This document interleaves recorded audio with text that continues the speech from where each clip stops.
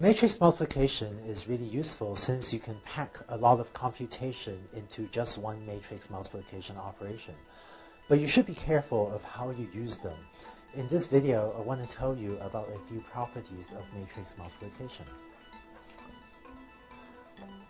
When working with just real numbers, or when working with scalars, multiplication is commutative. And what I mean by that is if you take 3 times 5, that is equal to 5 times 3. The ordering of this multiplication doesn't matter. And this is called the commutative property of multiplication of real numbers. It turns out this property that you can reverse the order in which you multiply things, this is not true for matrix multiplication. So concretely, if A and B are matrices, then in general, A times B is not equal to B times A. So just be careful of that. It's not okay to arbitrarily reverse the order in which you multiply matrices. So we say that matrix multiplication is not commutative. It's a fancy way of saying it.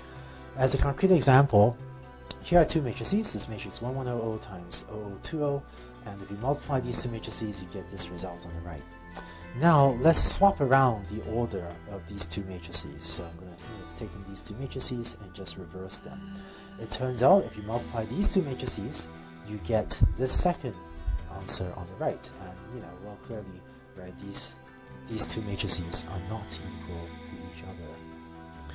So, in fact, in general, if you have a matrix operation like A times B, if A is an m by n matrix and B is an n by m matrix, just as an example, then it turns out that the matrix A times B, right, is going to be an m by m matrix, whereas the matrix B times A is going to be an n by n matrix. So the dimensions don't even match, right? So if A times B and B times A may not even be the same dimension.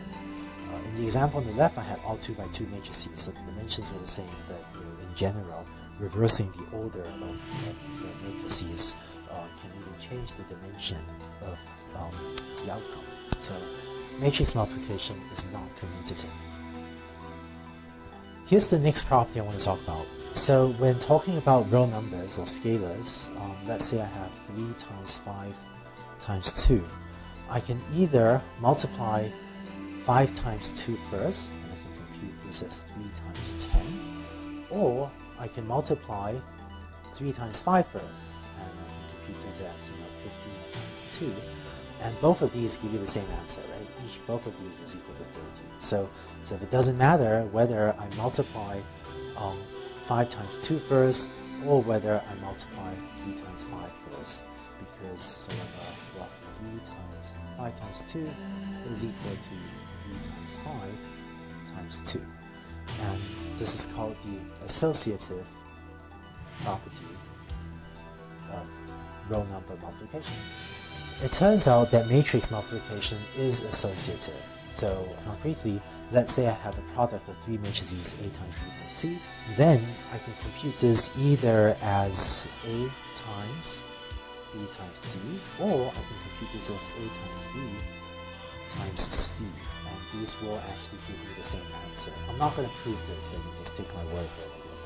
So just to be clear what I mean by these two cases, let's look at the first one, right? This first case. What I mean by that is if you actually want to compute A times B times C, what you can do is you can first compute B times C, so that D equals B times C, then compute A times D. So this is really computing A times B times C.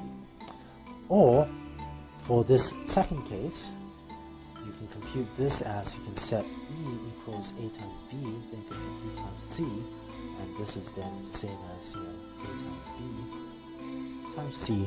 And it turns out that both of these options will give you, is guaranteed to give you the same answer. And so we say that matrix multiplication does enjoy the associative property. Okay? And don't worry about the terminology associative and commutative. That's what it's called, but I'm not really going to use this terminology later in this class, so don't worry about memorizing those terms. Finally, I want to tell you about the identity matrix, which is a special matrix. So let's again make the analogy to what we know of real numbers. So when dealing with real numbers or scalar numbers, the number 1 is, you can think of it as the identity of multiplication. And what I mean by that is that for any number z, the number 1 times z is equal to z times 1, and that's just equal to the number z, right, for any real number z. So 1 is the identity operation, and so it satisfies this equation. So it turns out that in the space of matrices, there's an identity matrix as well, and is usually denoted I, or sometimes we write it as I of n by n. We want to make explicit the dimension. So I of n by n is the n by n identity matrix. And so there's a different identity matrix for each dimension n. And here are a few examples. Here's the 2 by 2 identity matrix. Here's the 3 by 3 identity matrix. Here's the 4 by 4 identity matrix. So the identity matrix has the property that it has 1s along the diagonals, right, and so on, and is 0 everywhere else. And so, by the way, the 1 by 1 identity matrix, it's just a number 1. It's the 1 by 1 matrix is just 1. So it's not a very interesting identity matrix. And informally, when I or others are being sloppy, very often we'll write the identity matrix using form notation. We draw square brackets, just write 1, 1, 1, dot, dot, dot, dot, 1, and then we'll maybe somewhat sloppily write a bunch of zeros there. And these zeros on this big zero and this big zero, that's meant to denote that this matrix is 0 everywhere except for the diagonal. So this is just how, I might sloppily write the identity matrix. And it turns out that the identity matrix has this property that for any matrix A times identity equals I times A equals A. So that's a lot like this equation that we had up here, right? So 1 times Z equals Z times 1 equals Z itself. So I times A equals A times I equals A. Just to make sure we have the dimensions right. So if A is an m by n matrix, then this identity matrix here, that's an n by n identity matrix. And if A is n by n, then this identity matrix, right, for matrix multiplication it makes sense, that has to be an m by m matrix, because this m has to match up that m. And in either case, the outcome of this process is you get back the matrix A, which is m by n. So whenever we write the identity matrix I, very often the dimension, right, will be implicit from the context. So these two i's, they're actually different dimension matrices. One with n by n, the other is n by n. But when we want to make the dimension of the matrix explicit, then sometimes we write it as I such that n by n. Up here. But very often the dimension will be implicit.